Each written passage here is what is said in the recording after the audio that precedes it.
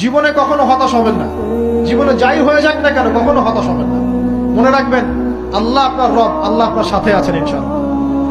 এই সমাজ আপনাকে যেভাবে শেখায়, কিভাবে শেখায়, এই যে স্কুল, কলেজ, ইউনিভার্সিটি, চাকরি, বিয়ে, সন্তান প্রতিপালন, আর তারপর ইন্না লিল্লাহি ওয়া ইন্না ইলাইহি রাজিউন, এই তো শেখায় নাকি? সবসময় মনে রাখবেন যে আল্লাহ রাব্বুল আলামিনের পরিকল্পনাই আপনার উপরে সবচেয়ে বেশি অগ্রাধিকার যোগ্য, সমাজের পরিকল্পনা নয়। পরিবার আপনাকে চাপ দিচ্ছে, চাকরি পাস না, পড়াশোনা করিস না, হ্যাঁ পড়াশোনায় কেন তুই 80 নাম্বার পাইলি না, কেন চান্স পেলি না, কবে চাকরি পাবি, কবে আমাদেরকে দেখবি, খাওয়াবি, পড়াবি, এই যে চাপগুলো চারপাশ থেকে আসে কিনা? এতে করে অনেক যুবক দেখা যায় মাদকাসক্ত হয়, অনেকে দেখা যায় আত্মহত্যা করছে, ইদানিং করছে কিনা ভাই?